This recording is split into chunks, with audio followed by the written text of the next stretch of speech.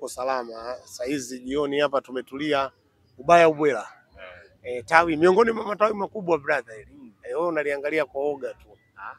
Maarufu Mfenesini. Sema hii Mnyamani.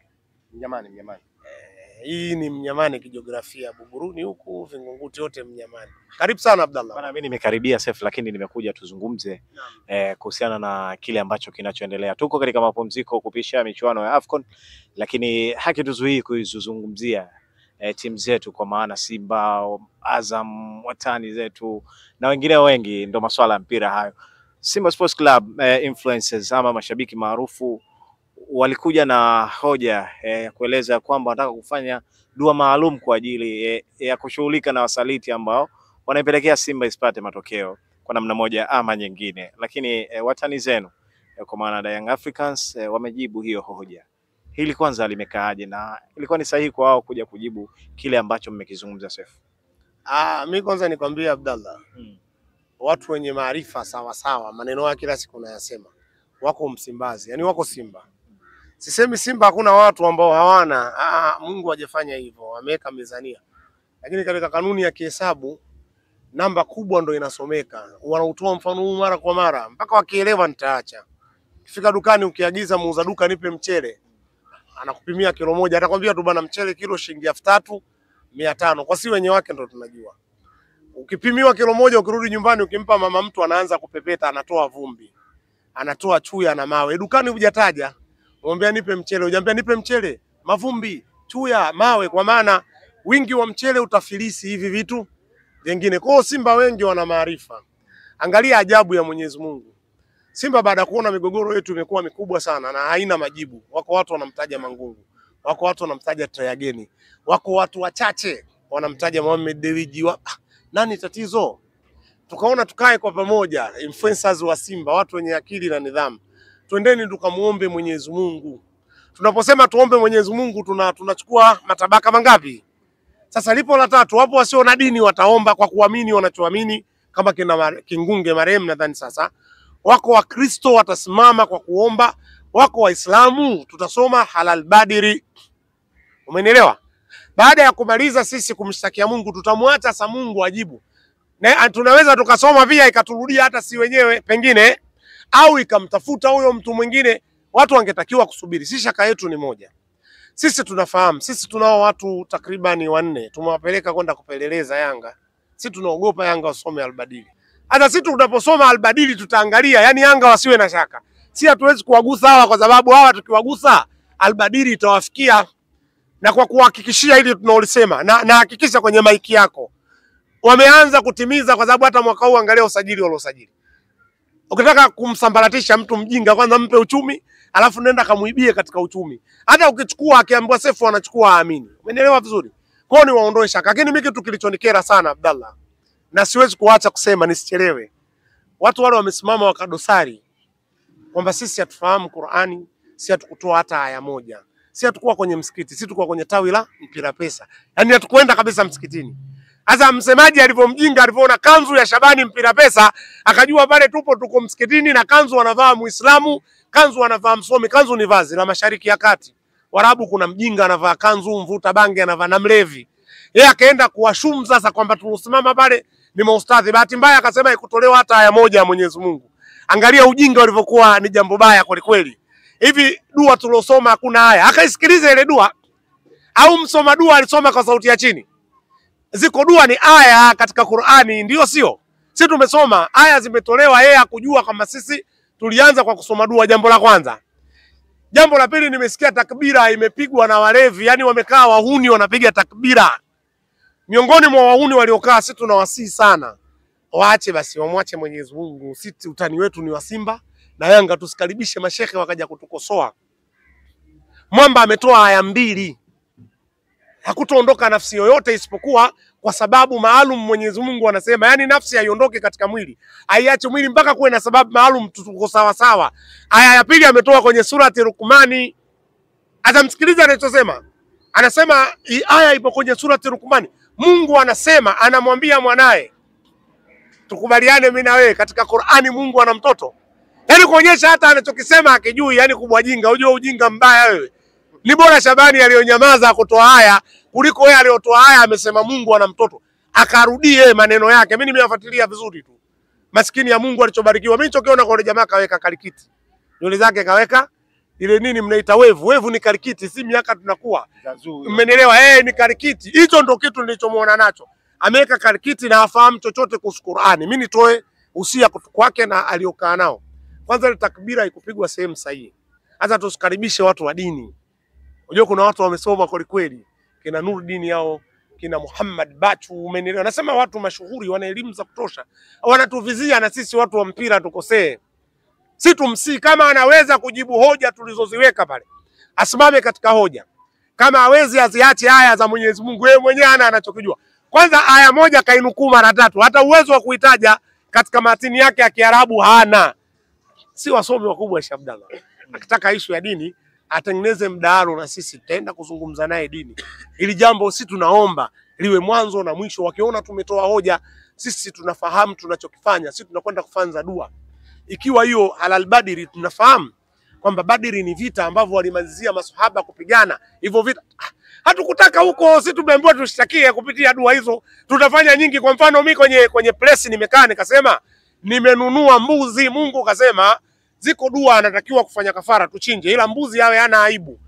Katika lugha ya aibu kisomi ni ile hali ya kumchola mbuzi. Mbuzi ukimchola ile ni aibu, hafai. Mbuzi awe hajapanda kama ni dume. Tunafahamu sisi dua zake. Tunapiga dua tumesimama mguu mmoja. Alipiga Riko kama unakumbuka Jangwani na ikajibu. Sisi tunaenda kufanza dua. Kwa hiyo kama walisikia Al-Badri, wako watakaosoma Al-Badri, tuko mimi Maalim Seif, mtu mzito. Mimi nakwenda kusoma dua ya mguu mmoja na nafuga. Siku hiyo wanyama wangu awali kutoka asubuhi mpaka jioni, siwapi maji, nafunga na mimi mwenyewe, nachukua mbuzi ambaye baleghe yake bado, umenielewa vizuri, hajapanda na hana aibu, ndio napiga naye dua. Sasa yeye asiwe na shaka. Kwa mimi Abdallah, katika hili nisiliache hivi hivi. Wao wasilete uendazimu, ule ni uendazimu. Mnakwenda kwenye kikao cha wahuni wale wamekaa kina Godi Yanga, sisi tunafahamu. Sasa Godi Yanga anajua nini kuhusu Qur'ani? Umenielewa? Na watu wengine mwisho wakawa wanapiga na takbira juu. Hawaheshimu Qur'ani brother. Kuna muda tupishe nafasi za watu wengine. Sisi hatukatazwi kufanza dua. Ila utakiwi kuja kutushuku kwamba hawa mbona wakufanya, hapana. Na hata tulichofanya pale Mpira Pesa, kuomba dua ile kwa lugha ile ya Kiarabu tuliomba kukote na baadhi ya aya kwenye Qur'ani kama dua. Pia hatuliwanyima watu wengine haki. Tulikuwa na nani siku ile? Tulikuwa na Pasi Milioni. Pasi Milioni ni Muislamu. Ni Mkristo Mkatoliki mzuri tu. Umenielewa sijui? Lakini naye aliitikia kwa sababu ni sehemu ya jiografia. Tuanza tusianze tena kuonyeshana vidole. Tukaanza kuulizana wewe una elimu gani? Bwana Abdallah, hii nimeiweka sawa. Si tutafanya na tunafanya, tuambie wasiwe na shaka. Na sisi pia makachelo wetu ambao tumewapeleka Yanga tutowataja. Si kuna watu tunawashuku huku kwetu. Na sisi tutakachofanya dua yetu tutataja kwa majina ya watu ambao wapo katika Simba. Waelewe kabisa. Si nyi viongozi ndio shaka yetu. Mohamed Dewiji, tutapiga dua hapa, tutataja jina lake. Multaza Mangungu, tunakanyaga dua, tunataja jina lake, umenielewa? Try again pamoja umetoka. Sababu tunakushuku pia, si tunawashuku wote viongozi wana matatizo. Maana yangu umenielewa? Kwa maana ya shaka yetu hatujakutia katika hatia kwenye 100%. Sasa kwenye shaka Mungu ndo atatujibu. Kama huyu yumo au huyu si tunayo maarifa. Mimi kwa mfano mimi na uhakika na maarifa kuzidi watu wote wa Yanga dunia nzima. Mimi nawazidi maarifa. Mradi wa Yanga awe na degree, awe na nini, kwenye elimu yake uko sipo. Kwa maana ya maarifa, maarifa sio elimu. Nawazidi Yanga wote dunia nzima, nao uhakika huo. Abdallah, hawezi kukala wewe hata kidogo. Uoni si tumetumia dakika chache watu wamekusanya, na kwamba sehemu yenyewe alokaa kwanza sijajua. Sijui kwa sehemu gani. Yaani hata shape haina kuonyesha watu wamekaa wapi. Tafuta klipu zao. Sisi tumekaa kwenye tawi la Mpira Pesa, tawi maarufu Tanzania. Umenielewa? Kabla Godi Yanga ana akili ya kufikiria kushangilia mpira, tawi la Mpira Pesa lipo. Umenielewa vizuri? Yule alopaka karikiti, yule mwamba alikuwa anashutumu watu, amemfuata Shabani moja kwa moja. Kabla ya hao watu wote unaowaona, tawi la Mpira Pesa lipo. Hata wale walikaa wapi? Hebu kaangalia klipu yao. Wamechukua kimeza, wamesimama. Umenielewa? Mimi nilichowasifu tu walikwenda kuchekesha. Hilo sina shaka. Ni majangala fulani tu walikaa wakachekesha. Ila yule mwamba alotoa aya, yule alinikera sana. Niseme ukweli kutoka moyoni. Alikuwa anaukosea Uislamu. Mimi ni Muislamu wa itikadi. Mimi natoka mkoa mtukufu wa Tanga brother. Sasa mimi nikiuita mtukufu anajua natoa haya.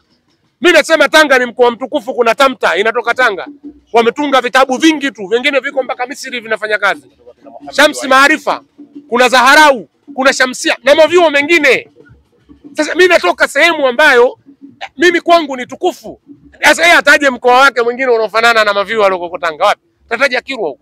Haifikii vyuo vilivyoko Tanga. Hatusemi kwa Kilwa hakuna vyuo. Kwa yule mwamba ajue, yule mimi mashaka yangu sijui kama somo la Bukoko ule. Yule mwamba kanikera kweli kweli. Mimi Abdallah niwakilishe hapo kiufupi kwanza, kama una swali nyingine niulize, niko nasafisha njia ya walevi. Labda kwanza kujitokeza kwa Tani kuja kuzungumzia hiki. Kunatoa taswira gani kuelekea hiki ambacho mmepanga kuifanya sasa? Ni kuweweseka. Abdallah, Mungu yupo. Ila Mungu anataka nani anasema. Na mimi nivujishe kidogo. Mara hii inawezekana wasoma Al Badiri yao wakawa wanatokea Lamu. Afu wakumbusha wana Yanga walokuja juzi katika mpira. Ndio influencers wa Yanga wengi wamekuja juzi kwenye mpira. Hawana rekodi, hawana kumbukumbu. Yanga na Simba kusoma Al Badiri ilikuwa ni sehemu ya maisha yetu. Baada ya kumaliza tu uchaguzi, wanaitwa mashehe, wanafanywa viapo viongozi na wachezaji wakiwemo, inasomwa Al Badiri. Yoyote kati yenu atakayethubutu kufanya jambo tofauti na, umeelewa vizuri? Yani sio jambo geni. Kwa maana ulikuwa ni utaratibu. Uliisha wakati wa Lage, alikuja kuendesha kisasa. Sasa ni dhambi si kurudia katika wakati ule. Mbona hivi dhambi serikali inataka kutuletea kizamani? Mbona hivi dhambi? Yaani BMT wanatushauri ondoeni hiki, wekeni hiki, tuende kizamani. Mbona haionekani kwa dhambi iwe si kusoma Al Badiri? Mimi naunga mkono. Mimi katika hoja ikiwa na msingi naunga mkono. Sasa jamaa wanaweweseka. Yaani wanadhani sisi tunawasomea wao sijui. Au wanadhani kwa sababu huyu ambaye anawapa taarifa nina uhakika anajua hatima Al Badiri inakuwa nini. Inawezekana alipata mashaka baada ya clip kutoka akawapigia simu, mmewasikia walichosema, kajibuni. Sasa hoja ilivyo, wao sio wamesema wanaweza kusoma Al Badiri juu ya Al Badiri. Hamna tabu. Sisi tutasoma kusikitika na wanaotuhujumu, wao wasome za kumwambia Mungu sisi tumekosea. Umenielewa sijui? Sisi tumedhulumiwa, sisi tunadhulumiwa. Sio hatuwezi kufungwa na vibungo mara 6. Yaani mara 3 tunafungwa, waamuzi ndio wanahusika. Nyi waamuzi hamkosei upande wetu tu, mnakosea kuhujumu Simba tu. Hatuendi hivyo. Alafu wengine baada ya kuingia tu katika uongozi wa Simba walipewa ajira kutoka kwa Ghalibu. Yaani kuna mtu alikuwa na kikampuni chake, baada ya kuwa kiongozi tu wa Simba, ile kampuni yake ikawa inapewa tenda. Na ile Kilimanjaro nini wanaita ile ya kina Ghalibu ile inayosafirisha mizigo. Ndio Kilimanjaro Cargo. Akapewa tenda huyo mtu humo. Na huyo mtu ndo alikuwa anatusajilia kina Pao Marijobe. Mimi nimesema sitaji mtu jina, ndo mwiko wangu. Umenielewa vizuri? Sasa tutumie kwa mfano. Sasa huyu unatumia mfano, nataka nieleweke. Hivi kwa mfano Try Again ana kampuni ya usafirishaji. Alafu Ghalibu anampa tenda Try Again kwenye kampuni yake ya usafirishaji. Hivi Ghalibu hawezi kumtumia Try Again atuhujumu? Try Again ni mfano. Kila siku nikifika kwa Try Again natolea mfano. Sasa si ndo tunaenda kulalamika kwa Mungu kwa sababu hiyo? Au atufate. Atuambie jamaa, mimi ujinga huu ndo mwanzo na mwisho niliyofanya ni mimi. Sisi tutamsamehe, tutajua, lakini ndo wewe poa. Afu uone kama Yanga atukwanza na bakola 5 kalo tufunga. Yanga wale vile mashe. Bwana wewe. Mchezaji nani pale? Nani? Na Pacome Zuzu. Mtu anakimbia mpaka anatoka nje ya uwanja. Kuna muda anasahau kama hapa niko nje ya uwanja bwana, wewe acha bwana. Ndio maana uje kusikia sisi tunataka mchezaji Yanga, ushasikia lini? Lakini kwa nini imeondoka ikageuzwa eti anafuatwa Mohamed Hussein naye alivyokuwa na akili ya kitoto. Unajua pale Simba wachezaji wanaocheza pale hawana hadhi ya kuchezea Simba pale. Wanaletwa wachezaji walivyo chini, wewe Mohamed Hussein hata wewe na wewe na. Yaani wachezaji walikuwa wanakuja walikuwa hawana hadhi kwa sababu tulikuwa tunakuamini wewe kwa namba mara kwa mara. Wamekuja watu walikuwa wanakuzidi uwezo wewe, sisi tulikuwa tunakuonea haya. Umenielewa vizuri? Sasa ile katengenezwa ili tusahau vitu vya msingi, tuone viongozi wanasajili watu wao wanaosajiliwa upande wa Simba. Hao wakiachwa wana matimu makubwa. Seti Fusui Farabati walikuwa wanachukua wachezaji hao walikuwa kundi na Yanga nani hawa jamaa wa JS Kabris wamekwenda wakina nani? Kina nani hawa? Baba Kalsani na watu wengine. Umeelewa? Yaani wachezaji wanaonekana wana wapi ndio wanachukuliwa na vilabu vikubwa. Wewe Shabalala mimi unanizidi Shabalala, unajua mpira kuucheza. Unizidi kwa maana ya kutazama mpira na vitu vingine. Sasa zinatengenezeka fitina za namna hiyo ili si tuwakose watu wetu. Baba sisi tunasoma. Yaani haijalishi waitane Yanga nzima nchi nzima. Labda wavamie ninaposoma Al Badiri. Sababu Yanga ubongo wao sio mzuri. Hawachelewi. Yanga waliwahi kufanya tukio duniani alijafanywa. Hii chukua hii, usiache chukua hii. Walienda nyumbani kwa Nchunga mikono mitupu. Wakamwambia Nchunga ujiuzuru. Sasa nyumbani kwa Nchunga wao wana mikono mitupu wao. Bana Nchunga hapa hayupo mtu anatia mkono huku. Anakunya huko afu anatuma mavi. Nyumba imejaa mavi. Yaani mtu ana shida ya kubeba kwenye mfuko, watu wako wazima. Anafanya hivi tu paa, anatoa mavi, anarusha ukutani kama spingi. Mama mavi ananuka spengo, afadhali akamwambia mtoto jiuzuru. Hii ulikuwa una.